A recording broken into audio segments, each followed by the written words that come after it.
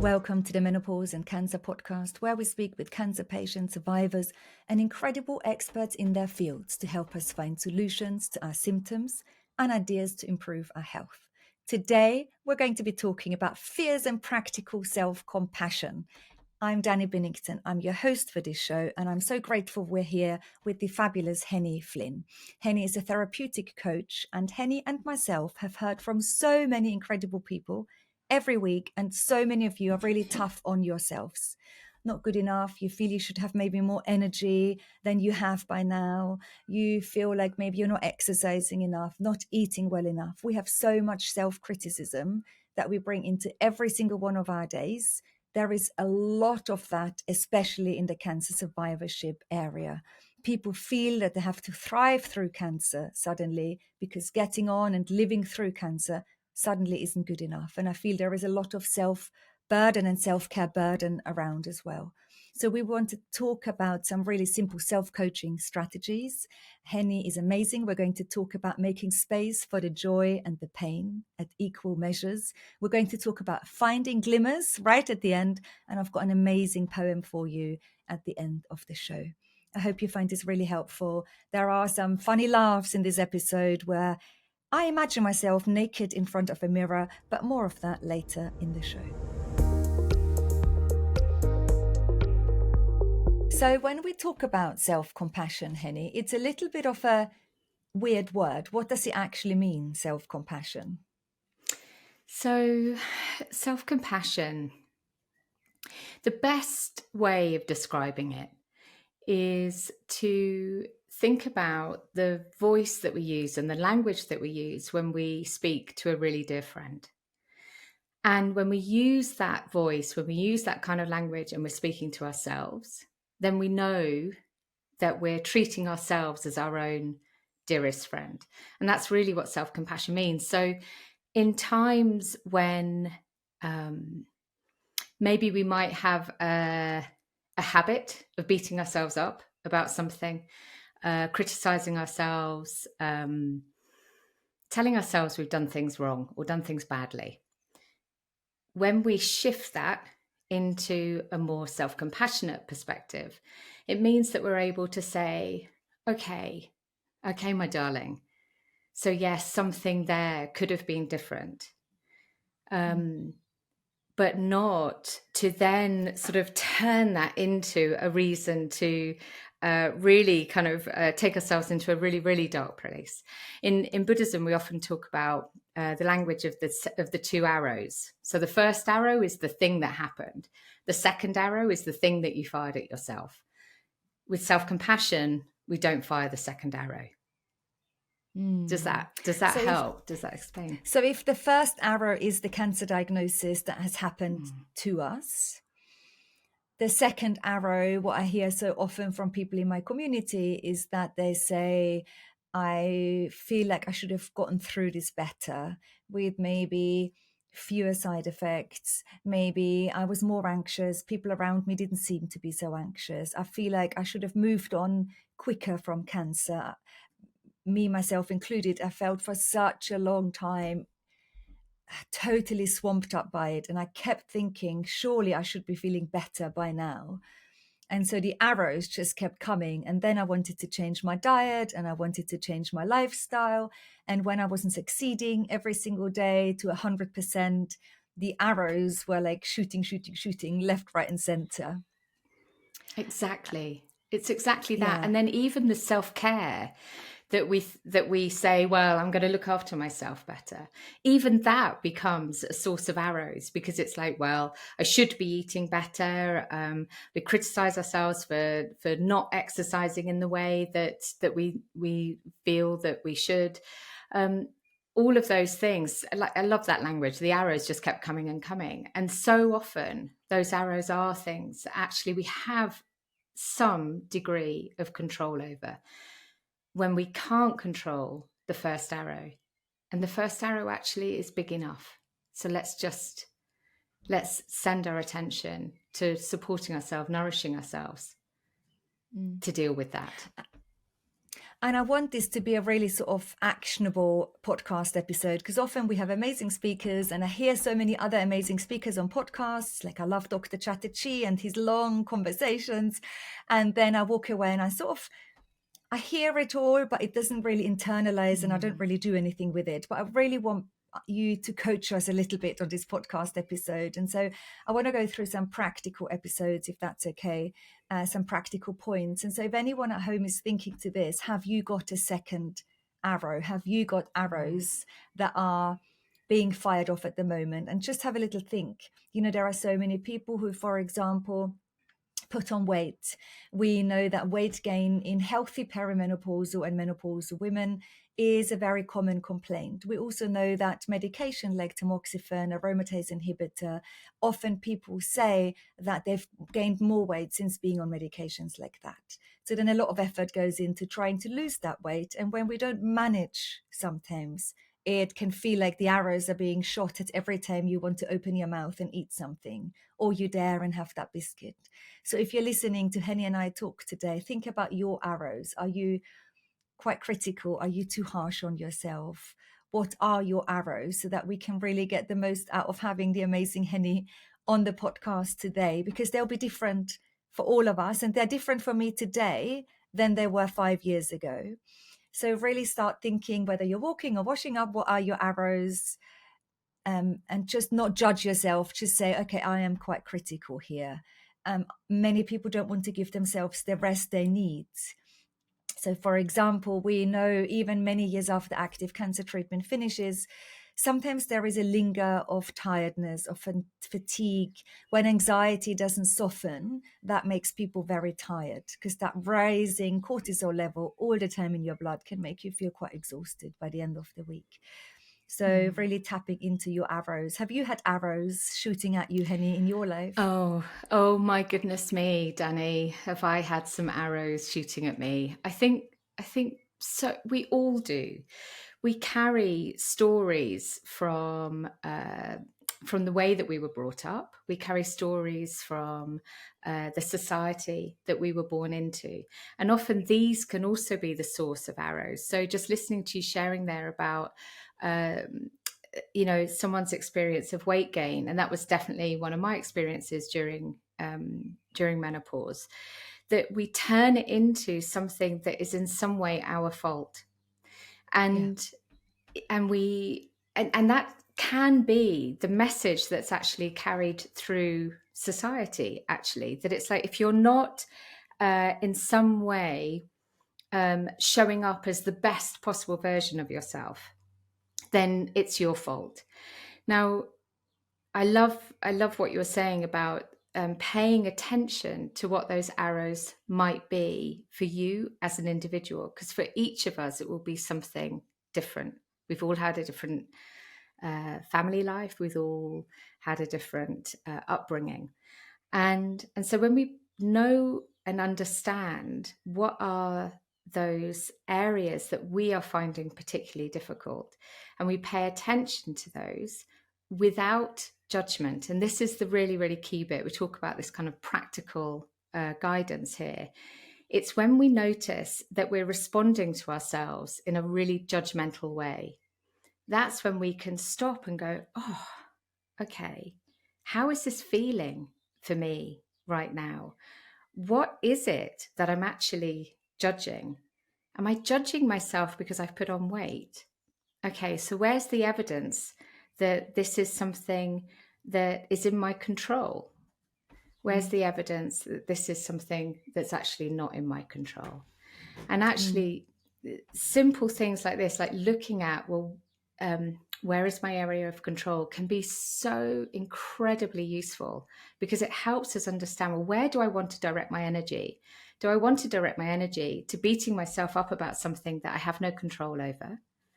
Or do I want to direct my energy to caring for myself in a practical, compassionate way that is actually going to make a difference for the benefit of me and ultimately for the people around me as well? And it's so hard, though, because what you say about our belief system and how we were brought up resonates so much with me, because I know so much about self-compassion and talking to myself in a self-compassionate way. And I've practiced with many coaches and over the years with many amazing practitioners, but I fall into the trap all the time. And so often it is now something I also almost project onto my children. And that's a really interesting experience for myself. What do they trigger in myself? And then I realized that I don't practice self-compassion. Having had all the help and all the amazing people that sort of wanted to guide me and help me, it's really hard to put into practice. And I want to practice with everyone today on the show today. And so one example is being triggered when I feel my children are lazy, for example, when they come home from school, when they just throw their book bags in the corner, shoes are everywhere, and they're just watching the television. And I'm running around like a headless chicken, trying to, run our not-for-profit, run the podcast. Like we're doing so many different things. I have a whole team working with me. And then I get triggered by me thinking that they're lazy. But actually, I know it's really important for them to come home and chill out. They've had a busy day at school. Why shouldn't they just relax? But something inside of me, and I think it's probably with how I was brought up, was just chilling out isn't good enough. You're not there to just chill out. You're there to be busy, to perform, to, get your house in order and work and be this working mum. Like those are the things that I often identify with easier than with the part of myself that thinks actually self-care is chilling out. It's really important to switch off. Whether you watch a bit of trashy TV or you turn into a meditation, whatever it is, we need to do that. And so I know I can recognize that my children trigger this part in me somehow. And so I know truly, am I being self-compassionate? A lot of the times, maybe not. I'm still learning, everyone, and Henny.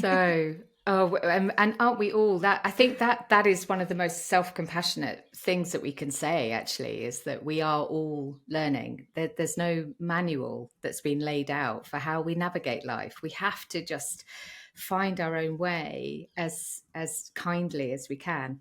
But when I listen to you, I think there are a couple of things there. One was you talked about parts, like there is a part of me that feels this. Now, when we think about navigating really difficult experiences, if we can identify there is a part of me that is feeling angry, for example, about getting a diagnosis, it's a very natural response. I feel there's a part of me that feels angry. There's a part of me that feels frightened. There's a part of me that feels sad. When we can see these parts, they are part of us, but if we can almost visualize them as something, as one of the techniques I often use with clients is I'll say, if that part were an animal, what animal would it be? And we can start, so I have a number of internal animals, so we can start to build a relationship with that part in such a way that we can look after it. So the part that feels angry, we can say, oh gosh, okay, that's understandable that you feel angry. Tell me about the anger. Tell me about what you're feeling.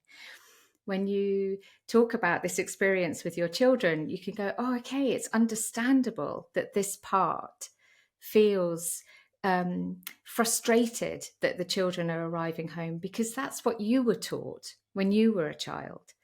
So we can hold space for that part and not be so consumed by the feeling that it's the only thing that's within us.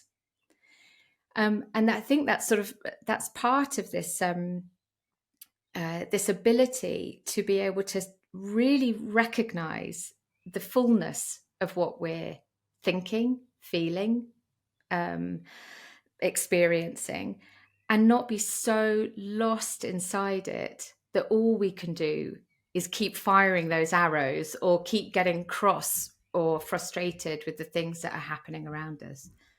I mean, and it is complicated in some ways, and yet it's also incredibly easy in others, because fundamentally it's about be kind. And I like the parts, because the parts of me that is a little bit removed, that's not me. Yes. Because when I don't watch my language, it's often then my language is I am lazy, and I hear from people, I am lazy, I am fat, I'm not doing well enough, everyone is eating better and I'm eating Mars bars.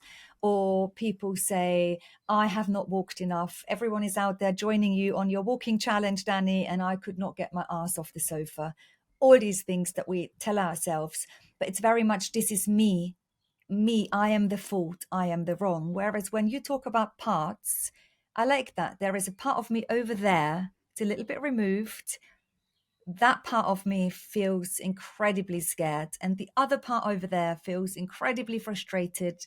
I'd much rather book a holiday than having to turn up for more hospitals appointments. All my friends are out there having fun, and I'm having to go for radiotherapy, for chemotherapy, and my life is put on hold. So many different emotions, but that part is a bit removed, and I quite like that. And I wonder if people can find their parts of what they're feeling. Or maybe the part where you're thinking you're not doing enough, or you would want to do more. It's so frustrating when we're feeling fatigued. We want to do more, and we just can't quite feel that we've reached that full potential. And so again, that feeling we can't do enough, it's incredibly frustrating and debilitating.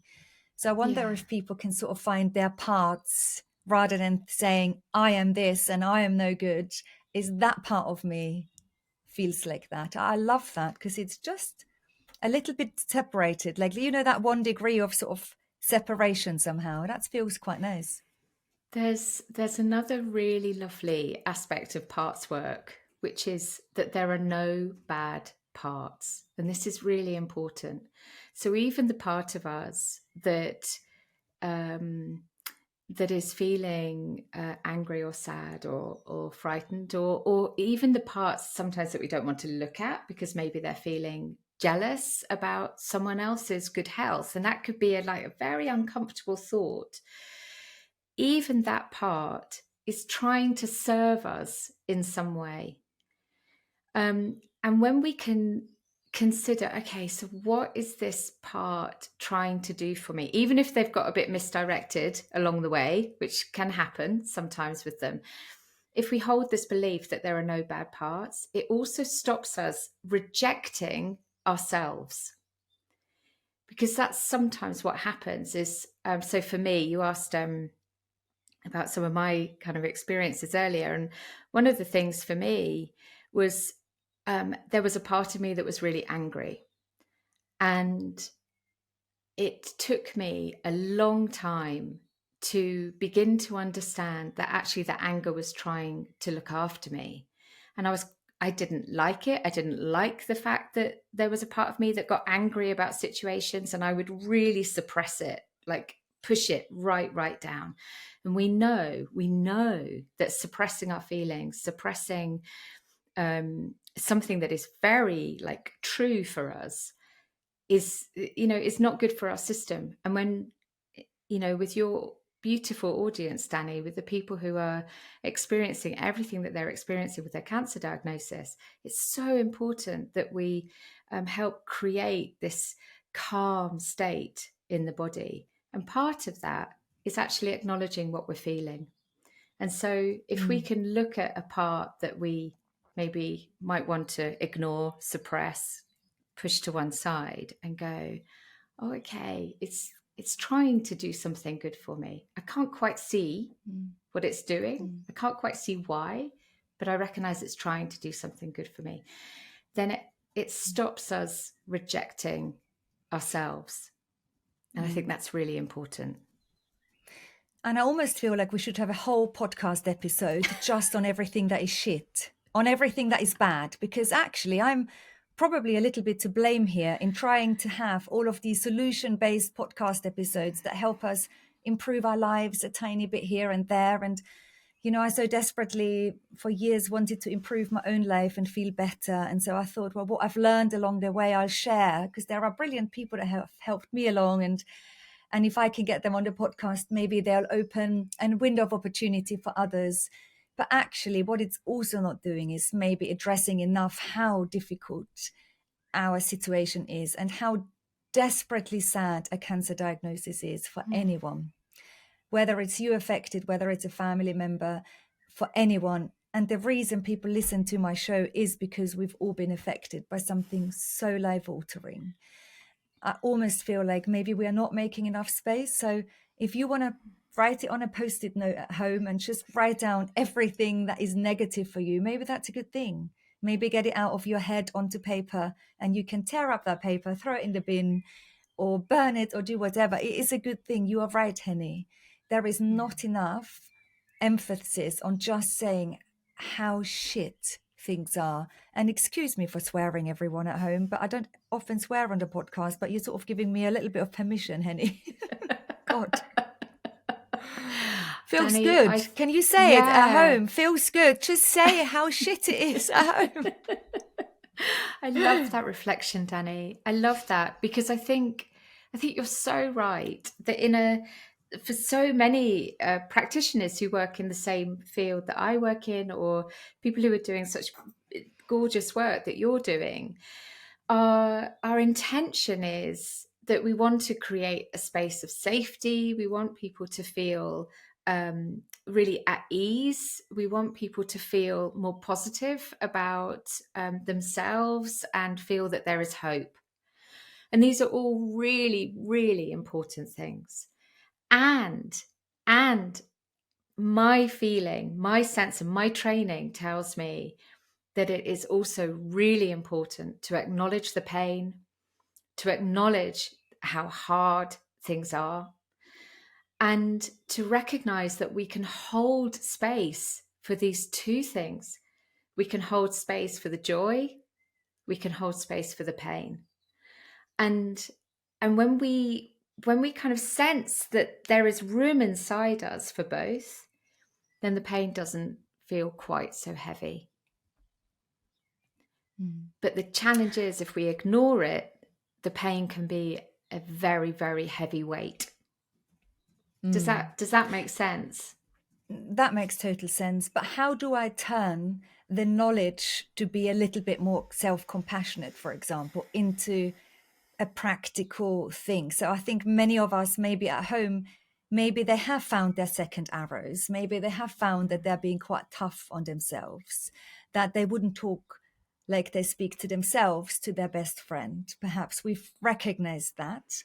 And in having worked with so many people in workshops where I meet people in real life, and we have a lot of time to talk, I have hardly met anyone who says, oh, I'm just amazing to myself and I smother myself in self-love and kindness all day long. But how do we do it? The practical way. So I often refer to this as practical compassion, because I think you're right that so often this sense of sort of compassion is a bit kind of woolly. It's a bit up in the clouds. And what we're looking for is some really, really practical things. So two that immediately spring to mind. One is a physical practice. So literally putting your hand on your heart, holding your hand on your heart for 6 seconds.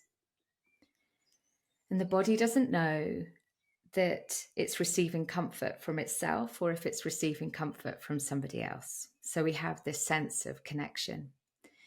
And what happens is we start to release oxytocin, which is the caregiving hormone. And that starts to bring the body down into homeostasis, which is where everything starts to feel a bit more balanced. Now, one of the challenges with menopause, particularly, is that cortisol and the sex hormones, progesterone and estrogen, they follow the same hormonal pathway through the body. If you're highly stressed and you've got a lot of cortisol running through your system, the amount of progesterone and estrogen that you've got is limited from actually reaching the parts that it can reach. Even if it's like very limited in your system, you want to like enable it to get to where it needs to get to. So the more we can do to calm the body, the better it is. So hand on the heart releases oxytocin. That helps to rebalance levels of cortisol and adrenaline and brings your body into the parasympathetic. So that's a really simple thing. I spend an awful lot of my time with my hand on my heart, Danny. A lot of my time. And when I first sort of started doing this work, I was still working in a very senior role in the city and financial services. And I would sit in meetings with my hand on my heart, just feeling my system like, just come back into balance, because it was a pretty stressful space to be working in. So that's one really lovely thing. Another really practical technique is journaling. Now, what journaling does is it takes us out of that egoic place that you just talked about, actually, about that I am fat. That was one of mine, big one. I am not doing enough. I am not enough. That can be a very strong sense. It takes us out of that pure egoic sort of mindset and helps us see things from a different perspective. So again, a bit like the parts work, it helps us bring things into a different place. So we write it on a piece of paper, we start to have a fresh perspective on it. Really, really powerful, practical compassion. And there was one other which has just completely flown out of my head, which is part of my postmenopausal experience, is that I still get brain fog. So You know what? It's so interesting. I've written a paragraph for a chapter the other day, and it was all about journaling. And I looked at the evidence behind journaling. And some big neuroscientists have actually looked at the journaling of evidence, at how powerful and positive it is. And I thought that was really quite amazing, that by holding something in our head, like, so for example, even holding your to-do list or thoughts or negative thinking or whatever is in your head, it increases your stress hormones. And by just releasing it and getting it onto paper, you can release some of that stress with it. And I thought that was really powerful, because it's one thing of having a top tip, but it's another thing to be able to back it up scientifically, yeah. which is quite amazing. And we have quite a few people in the community who use journaling. And I wonder if people can use this as a sort of invitation to think, have I ever written anything down? Have I written my feelings down? Would I like to? Maybe you'd be worried that someone else would read it, or would you want to write it on your phone into your notes, or will you just keep a notepad and then throw away the pieces of paper? I think there are lots of reservations of why we might not journal. It can be a simple gratitude journal, and that is writing down 3 things that you've been grateful for at the end of your day, because sometimes words don't flow and it's really hard to know where to start. But 3 things that you're grateful for can be really lovely. And over the weeks, that really builds up in our sort of diaries. I think that's a really lovely one. There's the practice that I use, and the one that I teach is called flow journal. Well, it's what I call flow journaling. And just listening, picking up on what you said there about sometimes the words don't flow. So with flow journaling, what you're doing is you are allowing that stream of consciousness to come out onto the paper, and it literally doesn't matter what you write. And this is a beautiful letting go of the rules, rules of grammar, spelling. I don't use paragraphs when I flow journal. I literally just follow one word from the other. Now, sometimes you might pick up your pen and be thinking, I have no idea what to write. And so you begin, I have no idea what to write. And then you might be thinking, I feel really silly doing this. So you write, I feel really silly doing this. And then you might think, I wonder where on earth this is going to go. And that's what you write.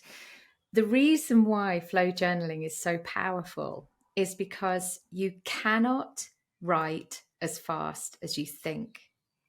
So it slows down the rumination in the brain, and something happens as those words flow down through the pen. Everything starts to get a bit calmer. The more often you do the practice, you start to create this kind of, like the Pavlov's dog sort of experiments about when we become habituated to doing something, we get a physical response. So if you journal, you flow journal, you maybe have a nice cup of tea, you sit in your favorite chair. So you're giving your body all these signals that this is a lovely thing to do. You keep doing it. You maybe do it every day, maybe a couple of times a week, whatever your thing is. Every time you go and do it, your body goes, oh, yeah. I know this thing. Oh, it's time for me to relax. So you get this lovely physical response benefit, and you get the benefit of slowing down your thinking and you get the benefit of seeing actually what ends up on your page. Now, sometimes it might be absolute nonsense, and that's absolutely okay. And other times it might be something that you weren't expecting yourself to write, a little bit of guidance, a little bit of wisdom, a bit of insight, an observation that you think, oh, actually that's really interesting. I hadn't thought about it like that before. And so it can give us a fresh perspective.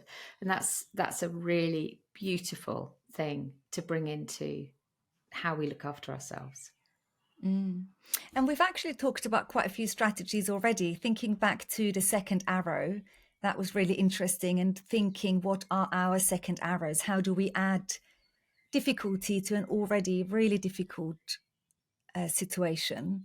And then finding and defining that these emotions are parts of us so that we can look at them, address them, sit with them, but they're not us. We are not the thing that we criticize about ourselves. They're parts of us. Our emotions are parts of us, all the way to placing your hand on your heart, all the way to journaling. So there are different approaches already in how someone can be a bit more compassionate, all the way to swearing and to just saying All it the out way to aloud and getting it exactly. getting it off your chest and just saying how rubbish it is. I like that strategy. Maybe we need to all be just more outspoken about exactly how we feel rather than trying to convince. I tried to convince the world that I was doing so well, thriving through and beyond cancer. And actually, I always said when I was setting up the not-for-profit, I will never use the word thriving as part of any of our communication, because I don't understand why suddenly, because you've had cancer, you now need to start and thrive as well. When I thought most of the time I was just getting by. And I think that is still good enough, because that Yes. thriving is another, it's a huge thing that you have to live up to. Suddenly you can't just be alive and live and be you. Yeah. You've got to thrive. And it's too much, I think, sometimes. Danny, when my mother died of cancer, and when she was ill, everybody kept telling her, "You are so strong. You are going to fight this." And I remember sitting with her one day and saying, it's okay just to be with it. Because she was feeling like she was failing because she wasn't fighting it. She wasn't beating it. And actually, sometimes we just need to be able to say, I'm just being with everything that I'm feeling, the whole messy complexity, the whole uncomfortable state of being. I am being with that.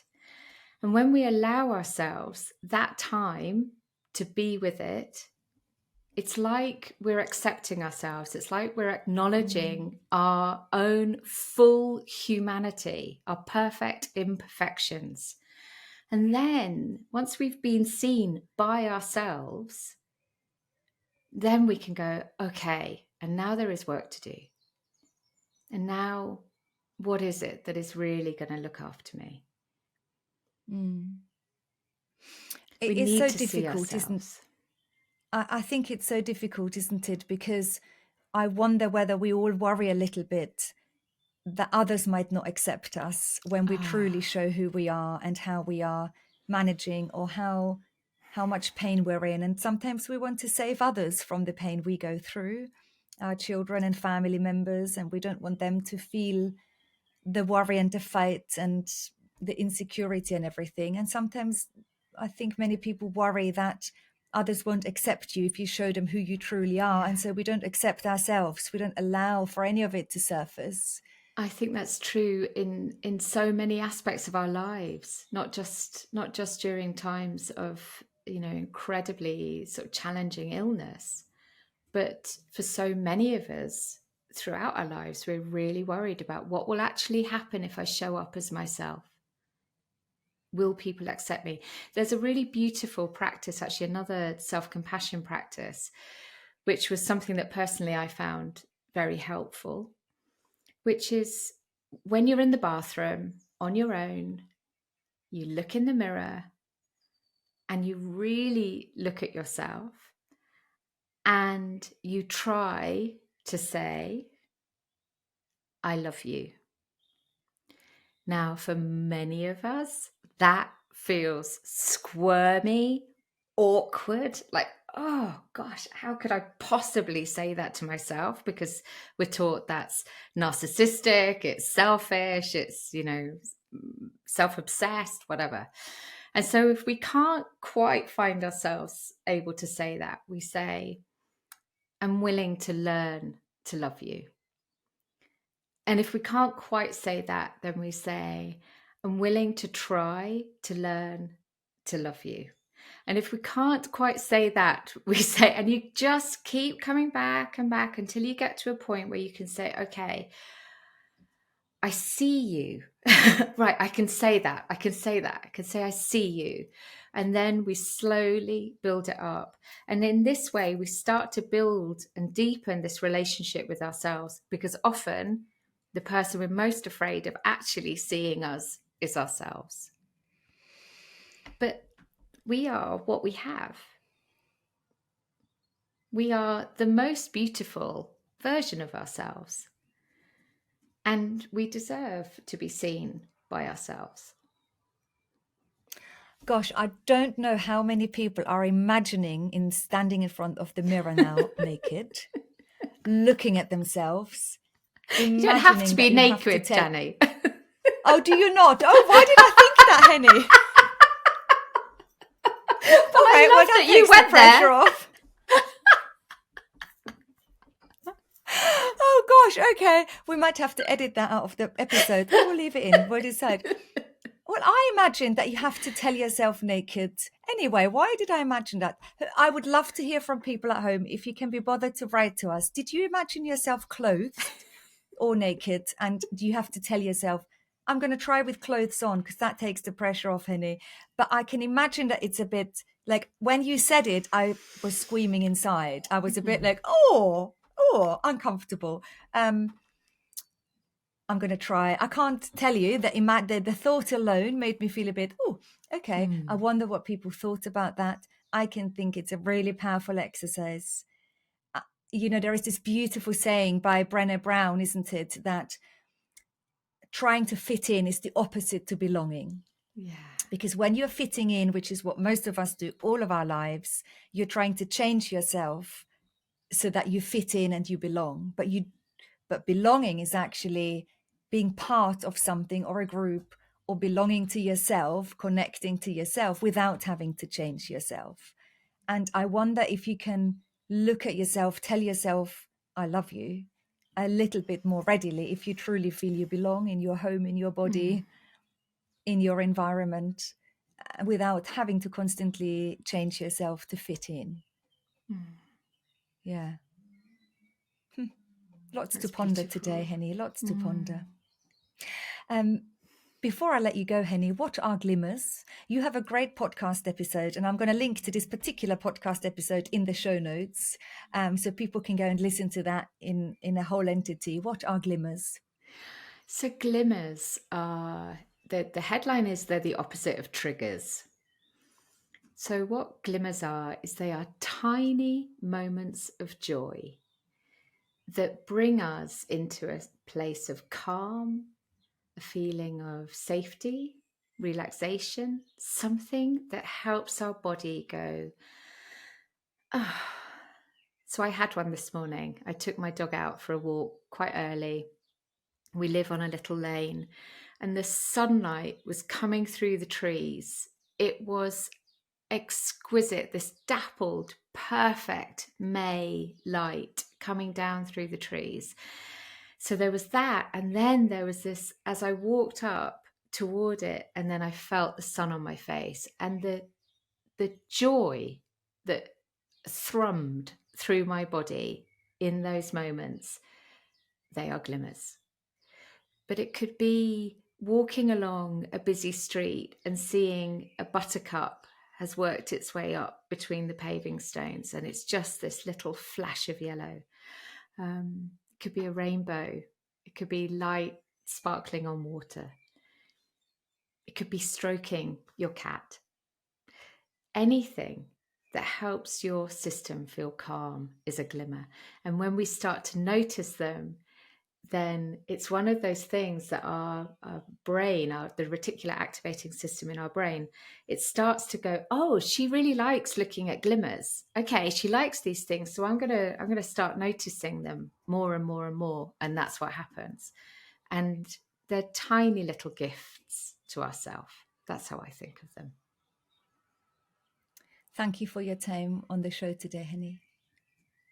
Thank you, Danny. Thank you. It's been an absolute honour to be here with you. I hope you enjoyed this conversation. I hope you did a lot of reflecting, a lot of thinking what your arrows are, what your triggers are, how you talk to yourself.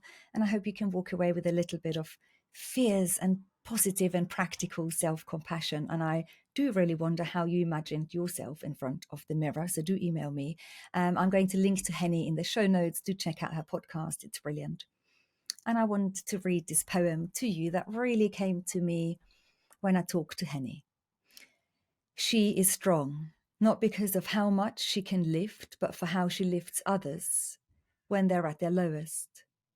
Not because she's capable of withstanding the storm, but because she'll navigate the storm and then show you how you can do the same.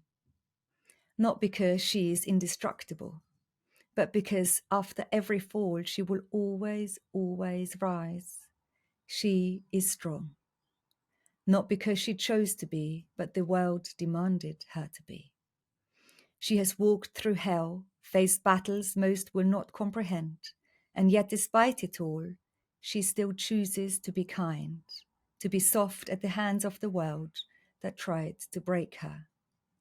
Her strength comes from within, from learning how to turn pain into power, chaos into peace, wounds into wisdom. Strong is she, who knows her worth and refuses to settle for less. Strong is she who will not back down, who will fight for what she believes in. Strong is she who has love wrapped around her heart, courage knitted in her bones, and fire running through her veins. I'll see you on the show next week.